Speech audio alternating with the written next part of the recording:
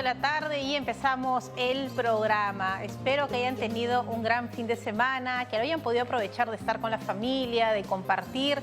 Como siempre digo, de hacer esa llamada que a veces estamos postergando, porque la parte emocional es muy importante para estar sanos, para el tema de la salud. Por eso es que hay que blindarnos emocionalmente. ¿Qué significa eso? No permitir que absolutamente nadie altere nuestro estado anímico. Si nos levantamos felices, hay que procurar que eso se mantenga a lo largo del día. ¿Es fácil? No, es complicado, pero hay que tratar de nosotros blindarnos, poner un alto para que nadie interfiera, porque de esa manera vamos a poder dar siempre cosas positivas. Hoy en el programa tenemos un tema muy interesante. Vamos a hablar sobre parasitosis. ¿De qué se trata? ¿Cómo nos contagiamos? Está vinculado a la mala higiene de los alimentos que ingerimos.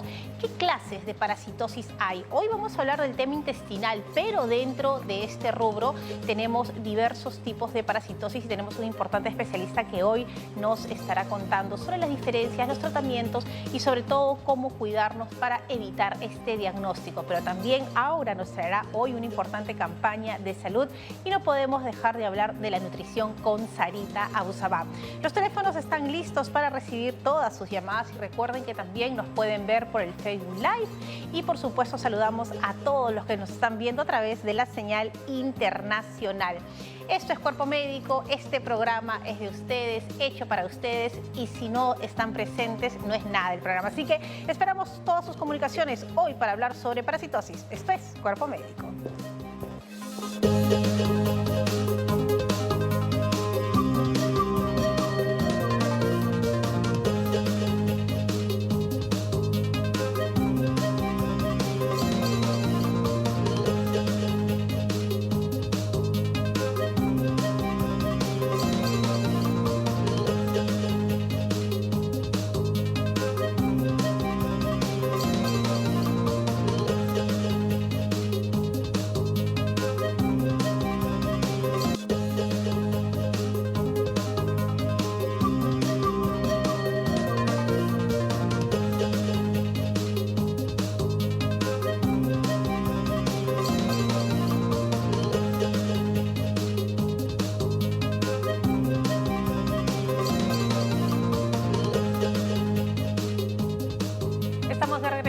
Cuerpo Médico. Hoy vamos a hablar sobre la parasitosis, pero les quiero comentar que Aura se encuentra con importante información sobre una campaña de salud. Aura, ¿cómo estás? Fátima, qué gusto escucharte e iniciar la semana dando una información tan importante para salvaguardar la prevención y la salud de toda la población que se conecta a Cuerpo Médico y en general también. Sabemos que estamos entrando a una quinta ola, que los casos positivos de coronavirus nuevamente están en alza. Sin embargo, la prevención es algo a lo que vamos a invitar de manera constante, sin importar la fecha. Pero también es importantísimo tener en cuenta las fiestas que se vienen y las campañas que se realizan a nivel nacional y a nivel de la capital para el descarte de pruebas, por ejemplo, en el caso del coronavirus. Por eso nos acompaña el doctor Carlos Alvarado Chico, que es gerente de Servicios de Salud CISOL de la Municipalidad Metropolitana de Lima. Nosotros nos encontramos ahora mismo en el Parque de la Exposición, en la puerta número 3, en una campaña de descarte COVID que va hasta las 5 de la tarde. Sin embargo, doctor, muchísimas gracias por hacer el tiempo de acompañarnos e informar de manera preventiva a la población. ¿Cómo han visto ustedes el incremento de requerimiento de pruebas últimamente? Sí, muy buenas tardes. Reciban un saludo de la Municipalidad Metropolitana de Lima. Efectivamente, CISOL, en todo esto, más de 2 años que dura esta pandemia, viene realizando pruebas de despistaje. Hasta la fecha, en estos 2 años hemos hecho más de 300.000 pruebas ya de despistaje COVID. Y lo que se ha visto en las últimas 4 semanas ahora es que han ido aumentando los casos positivos de tamizaje acá en Lima. Bien, igual las personas se pueden acercar libremente, pero se realizan 2 tipos de pruebas. Ustedes han puesto a disposición de las personas tanto la molecular como la antígena, pero ¿en qué caso se utiliza cada una de ellas? Sí, efectivamente. Acá en el Parque de Exposición, por la puerta número 3, tenemos prácticamente cualquier persona que se sienta con síntomas respiratorios o tenga algún contacto con un paciente positivo puede venir a hacerse la prueba. La prueba que realizamos es la prueba antigénica rápida de hisopado nasal, cuyos resultados están en 15 minutos. Y en aquellos pacientes que sale esa prueba negativa pero tienen sintomatología respiratoria, tomamos la prueba de PCR, que es la prueba molecular, cuya muestra la enviamos al Instituto Nacional de Salud para que den los resultados. Igual hay que tener en cuenta estas campañas que se realizan a nivel nacional, Fátima, porque las pruebas ahora mismo en los seguros están bastante escasas, es difícil acceder a ellas y han elevado considerablemente su precio. Entonces, por eso es importante también poner a servicio de la población este tipo de campañas e informar. Sin embargo, doctor, así como se están implementando estos centros de descarte COVID, también se han implementado centros de vacunación. ¿Se ha ampliado un poco la red en este proceso? Sí, correcto. CISOL, a través de la Municipalidad Metropolitana de Lima, ahora tiene 6 centros de vacunación contra COVID y vacunación regular en sus CIPRES, ¿no? Este es un nuevo servicio que estamos brindando en forma gratuita a la población, que se ha implementado en 6 hospitales. ¿Qué hospitales tenemos implementado? El que se encuentra acá en Camaná, en San Juan del Lurigancho, en Villa María del Triunfo, Villa El Salvador, Puente Piedra y en el RIMAC en Amancaes. Bueno, doctor, y ustedes que han estado haciendo un seguimiento exhaustivo de estos casos positivos, ¿qué zonas son las que han notado con mayor alza en los resultados o las zonas más afectadas en todo caso? Bueno, como te digo, en estas últimas 4 semanas hemos visto progresivamente, de acuerdo a las pruebas que tomamos, que hay 2 zonas, primero el cercado de Lima y luego San Juan del Lurigancho.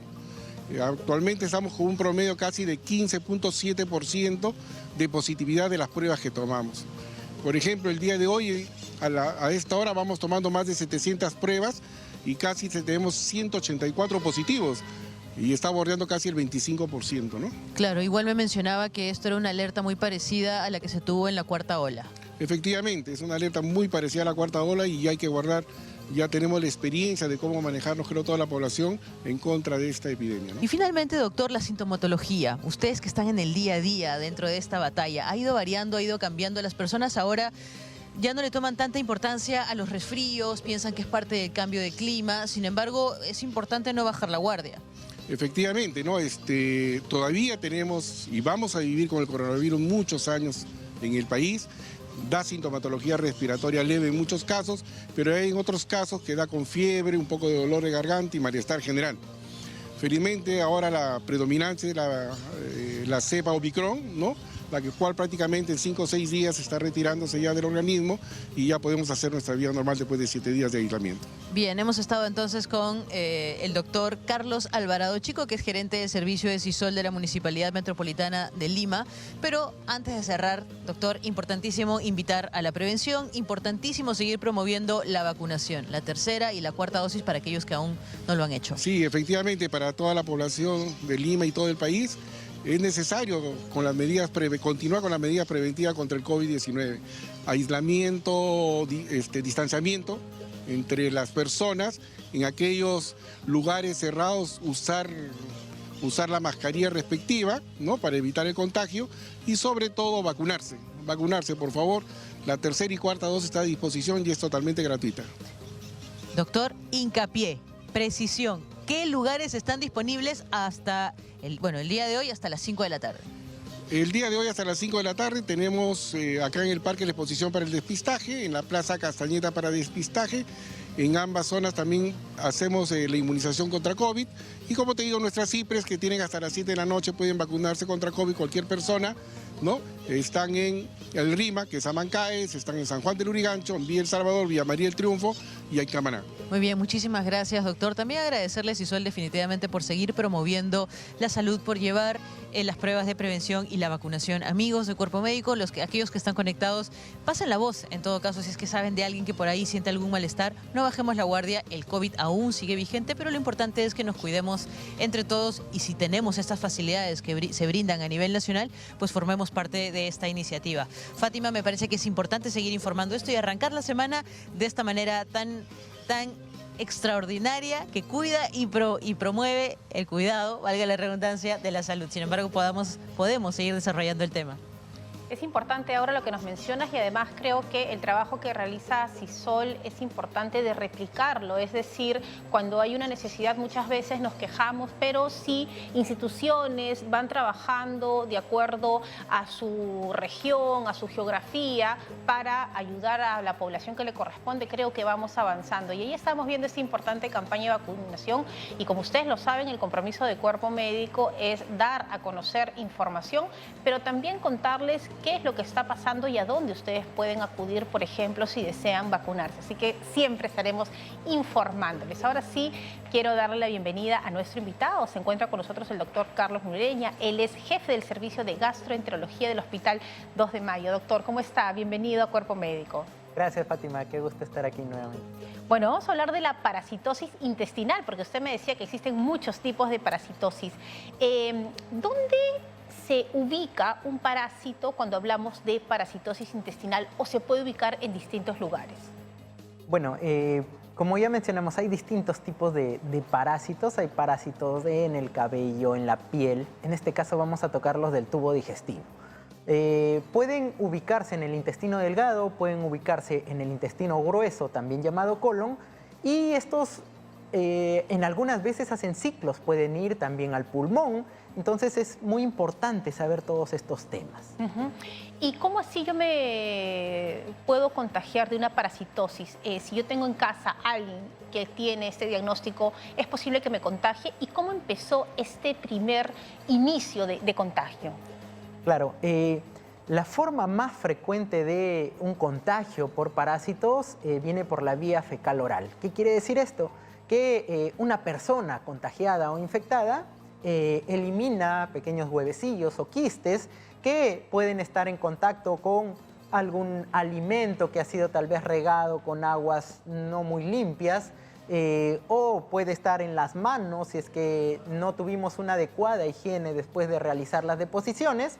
Entonces, al ingresar algún alimento a la boca sin haber dado la desinfección previa, pues entra a nuestro sistema y empieza todo el ciclo de reproducción y replicación de estos parásitos. Ahora, ¿y qué es lo que entra? ¿Entra un huevo? ¿Ya entra el parásito en sí? ¿Se reproduce dentro del intestino? Depende de... hay una amplia gama. Algunos entran como huevecillos, algunos entran como quistes, otros entran ya como larvas o entran ya como el parásito o el gusano, digamos, que podemos entender ya de manera más clara. ¿Y cuáles son los síntomas? ¿Cómo alguien que está en casa de repente puede decir, oh, posiblemente yo tenga parasitosis? Los síntomas son muy variados aquí. Puede ir desde totalmente asintomático, no tener ningún síntoma, a empezar a presentar diarrea con moco, diarrea con sangre, dolor abdominal, distensión abdominal. En niños es más marcada la clínica porque puede haber retraso en el crecimiento, pérdida de peso. Entonces esto nos dice que ya no está absorbiendo todos los nutrientes esta persona porque hay un parásito que me está llevando también estos nutrientes. Ahora, ¿es posible ver el parásito? De repente alguna mamá que está cambiando el pañal a su niño o que está llevando al niño al baño, ¿es posible verlo? Depende también. Tenemos muchísimos tipos de parásitos. Unos son muy pequeñitos, microscópicos, y otros pueden llegar a tener varios centímetros. ¿Se pueden ver algunos? Sí. Cuando hay bastante infestación, se podría decir, puede ver alguno y decir, yo vi un pequeño gusanito blanco, vi un gusanito oscuro, puede ser. Ahora, ¿hay mayor frecuencia, por ejemplo, en niños de la parasitosis de personas de la tercera edad? ¿O puede también depender de a qué me dedico, cuál es mi trabajo o la alimentación?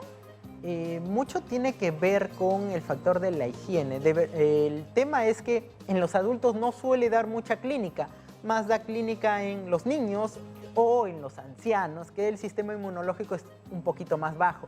Lo que sí hay que saber es que si algún miembro de la familia tiene un problema de parasitosis, lo más probable es que ya lo tengan todos los miembros de la familia. Por eso los tratamientos de parásitos suelen ser a todos los integrantes de la familia. ¿Y cuáles son? ¿Es a través de pastillas? Dependiendo también, pueden ser pequeñas tabletitas, pueden ser jarabes, hay otros tipos de parásitos que requieren otro tipo de intervenciones, pero lo más frecuente es con tabletas. Muy bien, doctor, vamos a empezar con una llamada. Ya está Betty desde Iquitos. Betty, bienvenida. Aquí el doctor Nureña le escucha. ¿Cuál es su consulta?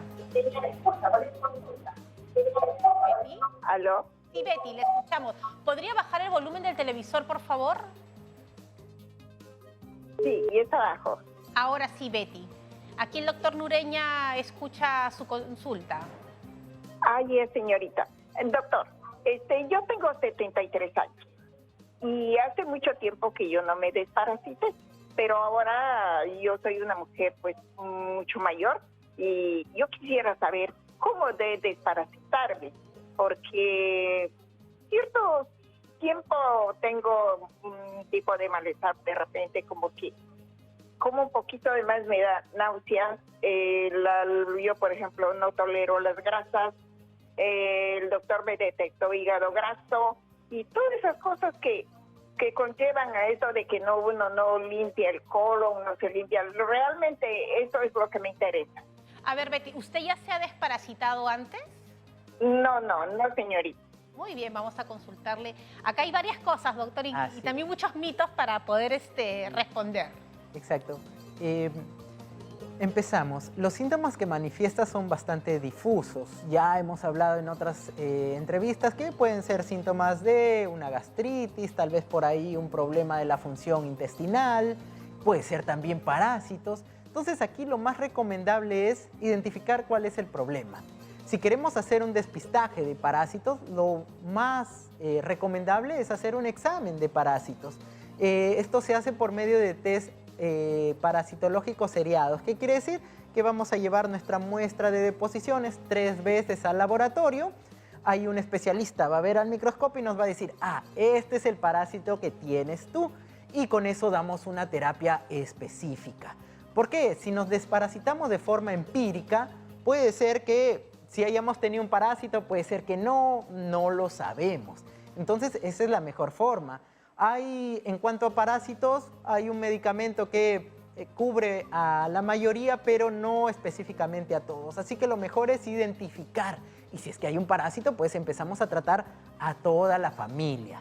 Esa es la recomendación. Ahora, doctor, ¿hay alguna agüita mágica, un tecito, una hierba, un mate que yo tome y santo remedio para desparasitarme? No tenemos medicamento, o mejor dicho, no hay prueba científica, ¿no?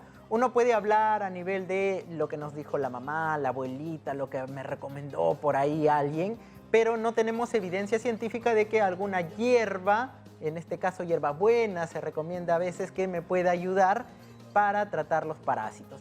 Sí está demostrado ampliamente que los medicamentos antiparasitarios son muy efectivos. Así que si tenemos la opción, hay que utilizarla. Muy bien, vamos con otra llamada. Ya está Norma desde Ferreñafe. Norma, ¿cómo está? Bienvenida. Aquí el doctor Nureña escucha su consulta.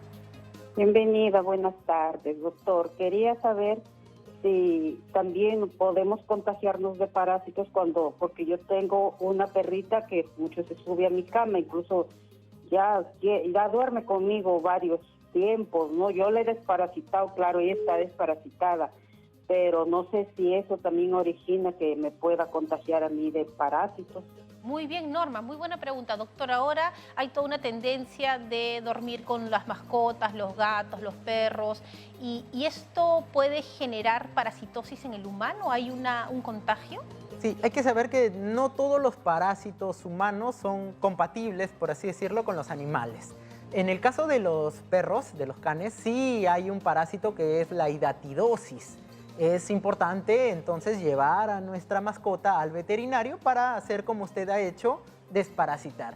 Porque este parásito sí me puede dar quistes a nivel del hígado o quistes a nivel del pulmón, si es que los presentara, pues, ¿no? Pero sí es que llevamos las medidas de nuestro can, lo cuidamos bien, que no coma, o mejor dicho, cuidamos la comida que le damos en casa, evitamos que coma afuera. Todos estos contagios se dan por una mala higiene en la alimentación. Entonces, si tenemos una correcta higiene, tanto la nuestra como de nuestra mascota, no tendría por qué haber contagios o complicaciones. Muy bien, vamos con otra pregunta. Ya tenemos a Felicitas desde Chanchamayo. Felicitas, bienvenida a Cuerpo Médico. Aquí el doctor Nureña le escucha. Aló, buenas tardes, doctor. Buenas tardes. Doctor, quisiera hacerle una consulta. Mire, mi esposo, él no sufría de estreñimiento. Si es que tiene parásitos, puede sufrir de estreñimiento porque él está sufriendo mucho de estreñimiento, mucho. Él come, le han dicho que come de todo, pero aún así él sigue estreñido, le da dificultad de ir al baño, tiene que tomar Sirilac, unas cosas. ¿Qué edad tiene su esposo? Mi esposo tiene 65 años. A pesar y del está consumo de dejando frutas y peso. verduras.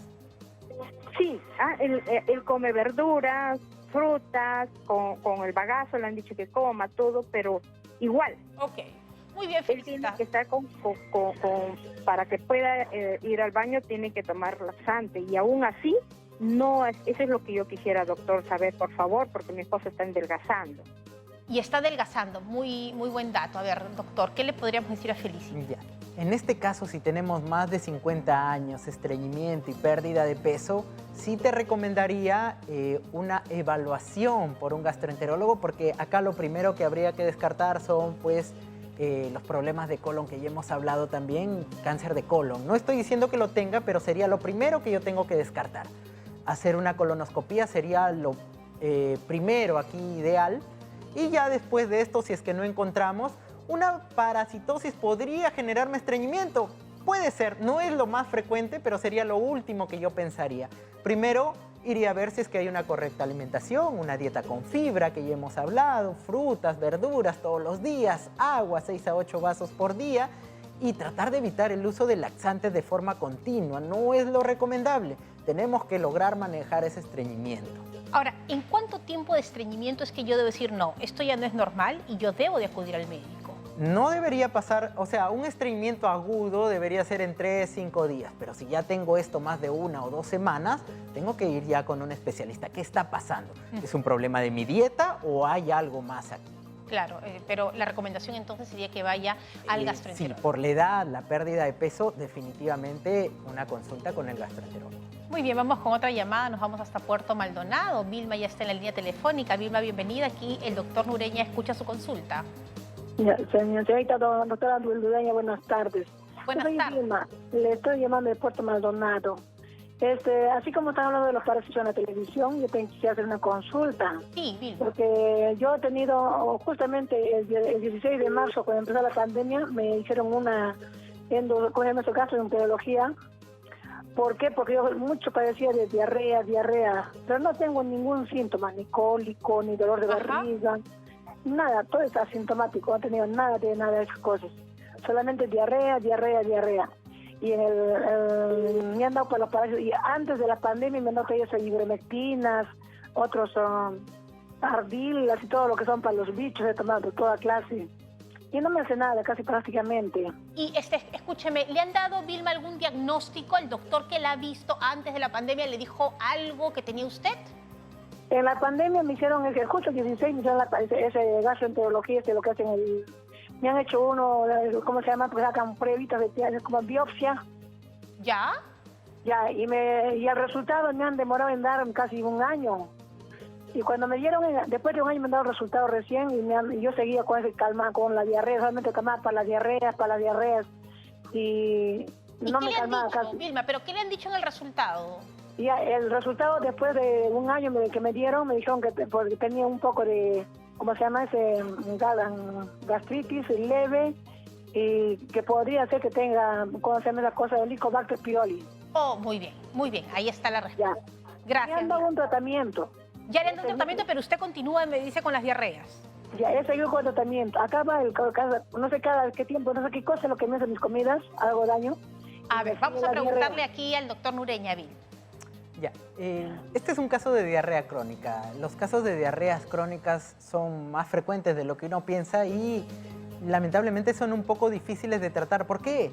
Porque no logramos identificar cuál es la causa.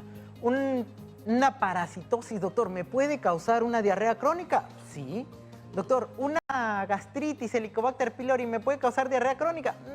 No tanto. Entonces tal vez nos estamos desviando del diagnóstico. Primero hay que descartar todo lo orgánico y como ya hemos conversado, hay algunos problemas funcionales. Hay que recordar el tema del síndrome de intestino irritable, que significa que todo mi tubo digestivo está ok, pero el movimiento es el que está alterado y muchas veces desencadenado por un trasfondo emocional. Entonces, lo primero aquí sería acudir nuevamente a nuestro gastroenterólogo para que nos diagnostique cuál es la causa de nuestra diarrea crónica y dar un tratamiento específico y efectivo. De por sí, el Helicobacter pylori no suele generar diarreas. ¿La gastritis tampoco? No, la gastritis no es la manifestación frecuente. Muy bien, vamos con más comunicaciones. Recuerden que estamos aquí con el doctor Nureña hablando de parasitosis y recibiendo absolutamente todas sus llamadas. Vamos ahora con Pilar desde Ayacucho. Pilar, bienvenida a Cuerpo Médico. El doctor Nureña escucha su consulta. ¿Pilar? Pilar, ¿la escuchamos? ¿Pilar? Sí. Pilar, ¿usted podría bajar el volumen del televisor y hablar fuerte para escuchar su consulta?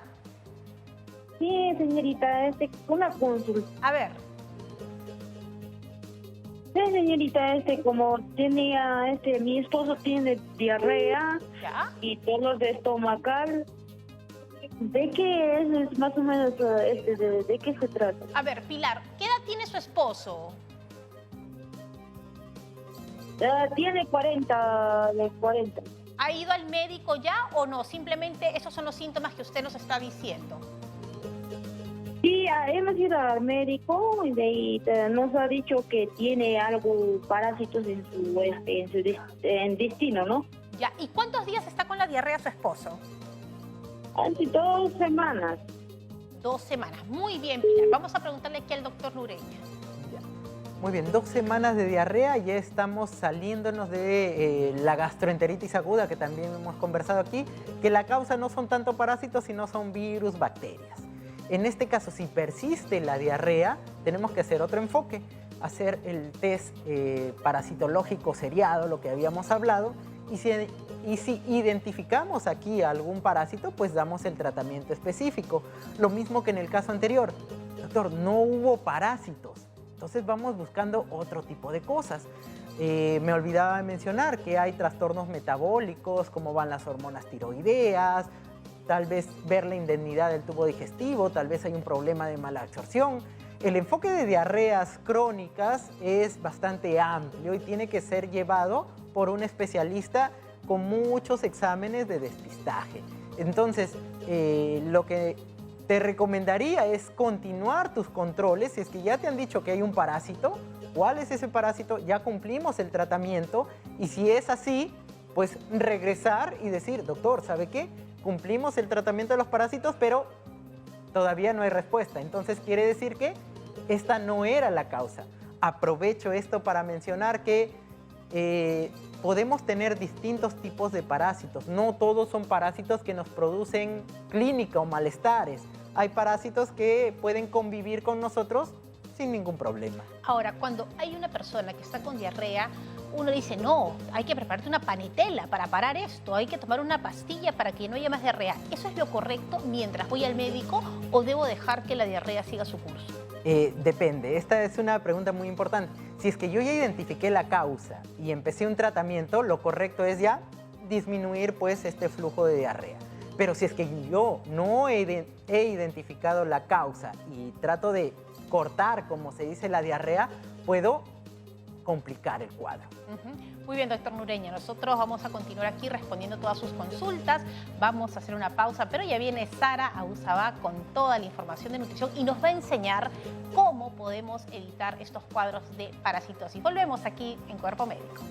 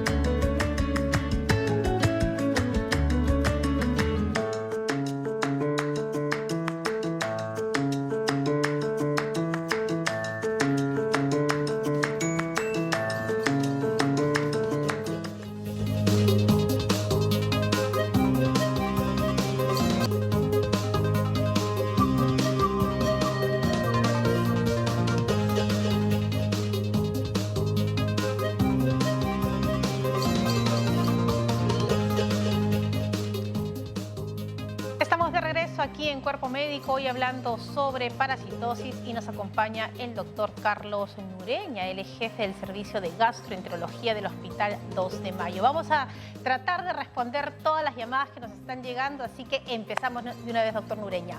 Tenemos a Juana de los Olivos. Juana, bienvenida, escuchamos su consulta.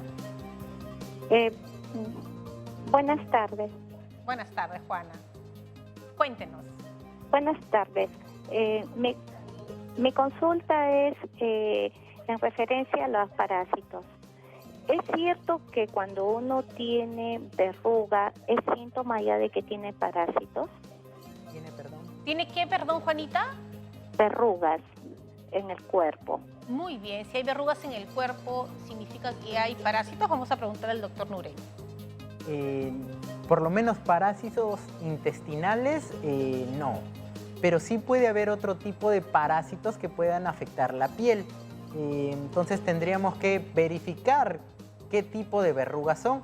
Lo que normalmente se hace es se toma una pequeña muestra de esa verruga, se analiza al microscopio porque puede ser por causa de virus, puede ser por parásitos. Entonces hay que, como siempre mencionamos, hacer el diagnóstico correcto para el tratamiento efectivo. Pero no de parásitos intestinales. Parásitos intestinales no suelen dar verrugas en piel. Muy bien, vamos con otra llamada. Nos vamos a Ayacucho. Está Luis en la línea telefónica. Luis, bienvenido a Cuerpo Médico. El doctor Nureña lo escucha. Muchísimas gracias por la respuesta. Quisiera preguntar, mira, alguna vez cuando estuve sentado, como esperando, digamos, la hora del almuerzo, he sentido como servir el agua en el vaso, clic, clic, clic, clic, ¿no? Y también preguntarle al doctor si las pepitas de la papaya nos ayudan a desparasitarnos. Gracias. Muy bien. ¿Qué tal las pepas de papaya para desparasitarnos naturalmente? Muy bien. Primero mencionar que los intestinos siempre están en movimiento y si nosotros somos muy atentos en un lugar que no tenga tanto ruido, podemos escuchar estos ruidos intestinales. Eso no significa que tenga algo malo o que ya tengo parásitos o gusanos que se están moviendo, no. Es simplemente que se está moviendo el contenido intestinal. Ahora, nuevamente, no hay evidencia sobre alimentos naturales, como en este caso las pepas de papaya, que funcionen como antiparasitarios. Lo que sí se ha demostrado es que hay medicamentos antiparasitarios que son muy efectivos y son de bajo costo. Entonces, creo que no existe ninguna limitación para utilizarlos si es que son necesarios, ¿no? Si es que encuentro un parásito. Ahora, doctor, esta famosa enfermedad de la tenia, que antiguamente se hablaba tanto, decían, uy, si tienes una tenia, te tienen que hacer un procedimiento, sacar la cabeza de la tenia, porque si no la tenia sigue creciendo. ¿Y esas cosas del mito popular o realmente pasa eso con ese tipo de parásito? Efectivamente, tenemos dos tipos de tenia, ¿no? Solium y saginata, por carne de cerdo, carne de vacuno, y sí, se ha demostrado que pueden crecer 2-3 metros. Para llegar a esto, actualmente ya no se presenta porque tenemos acceso a tratamientos más tempranos, ¿no? No se asusten, no es que, uy, tengo mi tenia tan grande, no estamos ante eso porque ya en algún momento alguien ya ha tenido contacto con antiparasitarios. Entonces eso nos ayuda. También ha mejorado bastante la no infección o la desinfección de los alimentos, el lavarnos bien las manos. Acá quiero hacer algo importante que ya Sara nos va a ampliar. Es importantísimo, pues, el lavar bien los alimentos, el desinfectarlos, el lavarnos bien las manos, porque no tiene mucho sentido ir al médico, me hace mi diagnóstico, me trata y a la semana me volví a infectar. Claro. Entonces, importante que esos sean hábitos que se vuelvan costumbres, parte del día a día. Pero es increíble porque a pesar que hemos salido de una pandemia, ya nos hemos olvidado de lavarnos las manos. Si yo les hago una pregunta ahorita, ¿cuántas veces desde que se han despertado se han lavado las manos? Y usted se da la respuesta, se va a sorprender. Porque antes nos lavábamos la mano con más frecuencia, pero porque teníamos miedo. Y los hábitos no están relacionados al miedo, sino a entender la importancia del lavado de manos. Entonces, volvamos a darnos cuenta que todos nosotros debemos siempre lavarnos las manos y enseñarles a nuestros niños que luego de ir al baño sí o sí se tienen que lavar las manos. Vamos con más preguntas. Elizabeth está en Lambayeque. Elizabeth, bienvenida a Cuerpo Médico. El doctor Nureña escucha su consulta. Buenas tardes. Buenas tardes. Vale, desde Lambayeque, sí. Tengo mi hija que tiene 15 años. ¿Cuánto? 15 años. Ya. De hemoglobina tiene 11 y le han encontrado un Entaumeba coli. Y está su color de piel pálida. Estoy muy preocupada por eso. ¿Y cuál es la consulta exacta que le quiere hacer aquí el doctor Nureña? Lo que le quiero hacer la consulta es que, por ejemplo, acá se limpia muy bien las frutas, todo se lava, todo está súper limpio, pero en el colegio es posible que es posible que en el colegio, o es porque tenemos una gatita y la gata vive en la casa, ¿es posible por el gato? A ver, que vamos tenga a... este parásito? Muy bien, Elizabeth. ¿Cuál podría haber sido el foco de contagio? Nos pregunta Kelly. Bueno, acá empezamos. Entaumeba coli es un parásito considerado no patógeno. ¿Qué significa esto? Que por lo general no suele darnos síntomas. Entonces, puede ser como que por ahí un hallazgo, ¿no? Tengo anemia, le hicieron un examen de parásito, salió esto. Como que culpar a este parásito sería tal vez el último de los diagnósticos. Lo primero tendríamos que ver si es que hay una adecuada alimentación. Hay que recordar que en la adolescencia empieza a requerirse más hierro. Hay que ver si realmente estamos obteniendo la cantidad de hierro necesaria. Es una anemia por déficit de hierro. Tal vez los niveles de ferritina o hierro sérico están disminuidos, o hay otro tipo de alteraciones. En mujeres ya, si es que hay menstruaciones muy abundantes, estas son la causa más frecuente de anemia en mujeres, no sé si será el caso, pero tenemos que abrir el enfoque, ¿no? Tal vez si encontramos anemia Entaumeba coli como causante, no sería lo primero que deberíamos pensar. Y el gato, ya lo hemos explicado, y el colegio podría ser, pues, ¿no? Un mal manejo de alimentos. Muy bien, vamos con más llamadas. Estamos con Joana desde Cajamarca. Joana, bienvenida. El doctor Nureña la escucha. Muy buenas tardes, señorita. Buenas tardes, doctor. Una consulta. Cuando tenemos mascotas en casa, ¿debemos realizarnos con frecuencia los análisis o debemos tomar antiparasitarios con alguna frecuencia? Muy bien, Joana. ¿Qué hacer cuando ya tenemos una mascota? Lo conversábamos hace un momento. Suben a la cama. ¿Debemos de tener algún método preventivo? No, lo que tendríamos que hacer es llevar a nuestra mascota a sus controles. Y si es que detectamos que la mascota tiene algún parásito que sea compatible con el humano, con nosotros, pues sí, nosotros también deberíamos hacernos los exámenes para desparasitarnos. Ya que recordemos que no es que todos los parásitos de nuestra mascota sean compatibles con nosotros. Muy bien, vamos con Roxana, que está en Trujillo y también tiene una consulta. Roxana, bienvenida. Buenas tardes. Buenas tardes. Mire, tengo una consulta. Mi hijo siempre está botando parásitos blancos, chiquitos, pero yo le llevo hace mucho tiempo al doctor y le sacaron un montón de exámenes y le salió que tenía sus leucocitos muy elevados. Entonces, le hicieron un examen a la médula ósea y salió negativo, y al final me dieron un diagnóstico que tiene leucopenia y lo tiene el vaso muy inflamado, o sea, grande, engrandecido. Pero no me han dado nada para los parásitos, porque siempre que le hacen los exámenes por los parásitos no sale nada. Pero yo sí le he visto que hasta incluso en sus truzas él se ve los parásitos blanquitos, chiquitos, y él bota.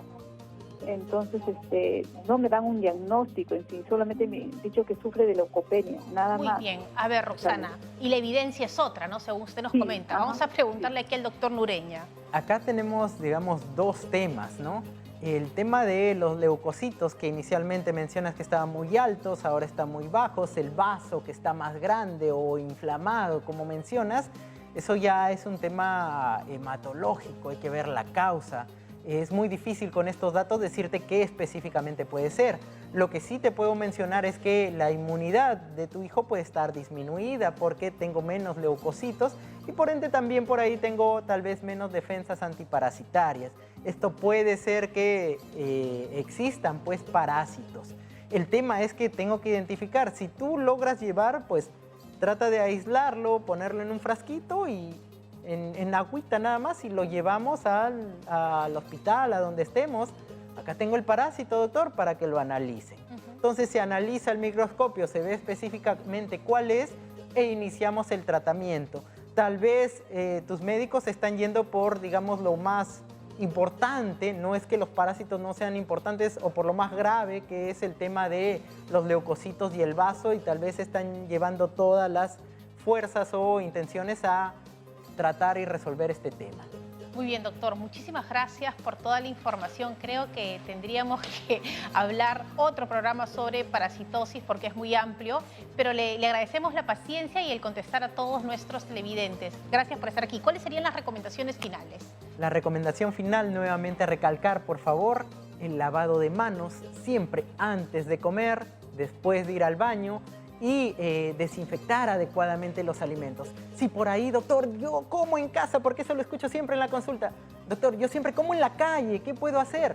Pues si tengo dudas del local o del lugar donde voy a consumir mis alimentos, pues preferir entonces los alimentos cocidos y dejo los alimentos frescos para casa o para el local que me dé la confianza respectiva.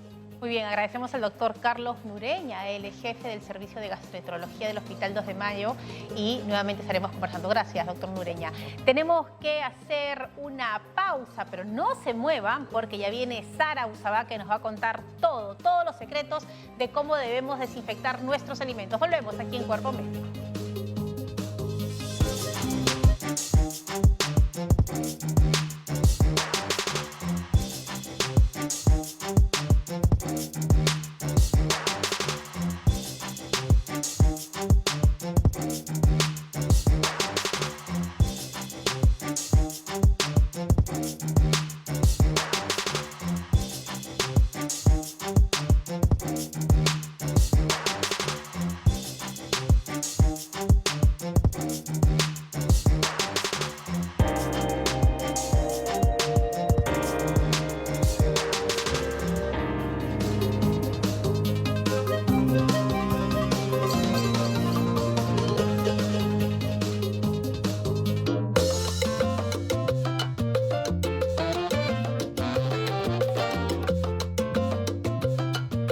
Amigos, buenas tardes. Estamos de regreso aquí en Cuerpo Médico y en este segmento de nutrición que quiero pedirles especial atención.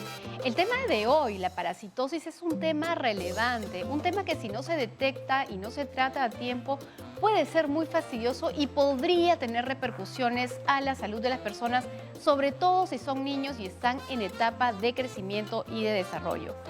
El Ministerio de Salud y el Instituto Nacional de Salud ya nos dicen que el 90% de la parasitosis en nuestro país está relacionado a la ingesta de alimentos contaminados.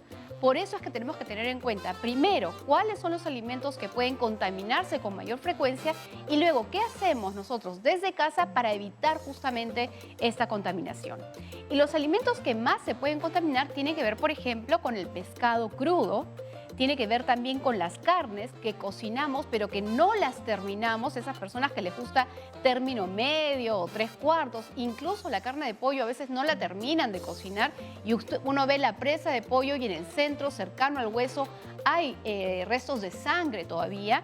Y también, por supuesto, las frutas y verduras que pueden estar contaminadas porque el agua a veces viene con ya microorganismos, incluyendo los parásitos. De hecho, recuerden que el día viernes estuvimos hablando sobre las fresas y explicábamos que justamente el agua podría estar contaminada y esos parásitos se quedan adheridos a las fresas. Y por eso es que hay que tener mucho cuidado con el lavado. Entonces, en la parte de prevención, ¿qué es lo primero que tenemos que hacer? Si nosotros tenemos mascotas en casa, si nosotros vivimos en la Amazonía, vivimos en lugares de mucho calor, donde pueden haber siempre circulando moscas o insectos, lo primero que tenemos que tener es que los reservorios de agua tienen que estar bien tapados. Lo mismo los recipientes donde vamos a arrojar la basura, siempre bien tapados. Luego, ya lo dijo el doctor Nureña reiterativamente, lo primero también tiene que ver con el lavado de nuestras manos. Toda vez que nosotros vamos a entrar a un servicio higiénico, antes de ingresar nos lavamos las manos. Después de salir de ese servicio higiénico nos lavamos las manos con agua y con jabón. Y por supuesto, cada vez que vamos a manipular un alimento, no solamente para cocinar o prepararlo, sino también para ingerirlo, debemos lavarnos las manos. Ahora, lo siguiente tiene que ver con el paso que hacemos en la manipulación de alimentos, por eso me voy por acá. Una de las cosas que siempre tenemos que tener en cuenta, y no piensen que es doble gasto, por el contrario, es una inversión. Los alimentos crudos, como los cárnicos, siempre tienen una carga microbiana, siempre. Y a veces podrían cargar parásitos, sobre todo el pescado. Entonces, estas carnes, antes de manipular, ya saben, siempre nos lavamos, pero utilizamos una tabla de picar especial solo para las carnes y un cuchillo también especial solamente para las carnes. Si yo voy a utilizar otro tipo de carne, lavo muy bien este utensilio, que es la tabla de picar, y el cuchillo, y procedo a utilizar el otro tipo de carne. Y voy a tener otra tabla de picar que va a ser solamente para las verduras y para las frutas. Lo mismo el cuchillo, especial para frutas y verduras. Algunos dirán, bueno, pero no importa, yo la carne después la voy a cocinar. Sí, puedes cocinarla, pero ya esta zona está contaminada, y si tú colocas vegetales crudos y de pronto se te quedó una gotita de algún residuo, de alguna partícula, ese vegetal que luego lo consumes crudo puede estar contaminado, en este caso con mayor frecuencia el caso de los microorganismos. Pero sí es cierto que algunas verduras de hoja, sobre todo las lechugas, cargan parásitos, y a veces el parásito adopta el color del vegetal y es difícil de ver. Por eso es tan importante no solamente tener el lavado de las frutas y verduras, y en ese caso quiero diferenciar algo. Una cosa es lavar las frutas y verduras y otra cosa es desinfectar, que ahora les voy a enseñar cómo. Cuando lavamos, nosotros agarramos, por ejemplo, la hoja de la lechuga, vamos a hacer que corra bien el agua, vamos a frotar bien y vamos a tratar de retirar todo el residuo de tierra, de pequeños residuos, incluso de patitas de algún insecto que se puede quedar, o de otros residuos que no deben estar en el alimento. Hasta ahí hemos lavado el alimento. Y según los organismos internacionales, solamente con agua es suficiente. Pero si yo vivo en lugares donde hay alta probabilidad de contaminación, y uno de ellos es nuestra Amazonía, entonces es necesario la desinfección de vegetales y de frutas. Y para eso yo tengo dos maneras. Una vez que yo lavé las frutas y las verduras, voy a pasar a desinfectar. Lo voy a colocar en un recipiente. Este recipiente puede tener dos tipos de soluciones. Yo pudiera elegir lejía o podría elegir vinagre. Algunas personas prefieren el vinagre porque lo sienten que es, digamos, más inocuo para la salud, lo cual es cierto. Pero ya nos ha explicado las diferentes entidades en nuestro país que podríamos utilizar entre 3 y 4 gotitas de lejía, y por favor sí les voy a pedir que utilicen el gotero para no excedernos, porque es muy fácil sobrepasarse con una cucharita. Entonces es solamente 3 cucharaditas que ustedes lo van a colocar en el tazón, miren que es casi nada, con 1 litro completo de agua. Cuando estamos hablando de diluciones para desinfectar con lejía y se trata, por ejemplo, de superficies, la dilución es diferente, pero para frutas y verduras son 3, máximo 4 gotitas en 1 litro de agua. Yo ya lo tengo esto aquí diluido, le voy a dar una movidita para que esto se integre bien. Y lo que voy a hacer es, una vez que yo ya tengo mis frutas y mis verduras bien lavaditas, las voy a sumergir justamente ahí por unos 5 minutos y lo dejo. Ya pasaron los 5 minutos, luego lo que voy a hacer es recoger nuevamente mis hojitas de verdura y voy a pasar a lavarlas, esta vez con agua potable. De esa manera yo tengo mi vegetal o mi fruta desinfectada, lista para poder utilizarla en mis preparaciones como una ensalada fresca. Y la otra manera es utilizar el vinagre. Yo puedo utilizar 1 taza de vinagre por 4 de agua y de esa manera también ayudar a la desinfección de los alimentos. Sin duda, la lejía es bastante más fuerte que el vinagre, sin embargo, ambos son válidos. Otra de las cosas que tenemos que tener en cuenta es que las superficies donde vamos a trabajar siempre tienen que estar muy bien desinfectadas. El vinagre es un buen desinfectante que también lo pueden utilizar.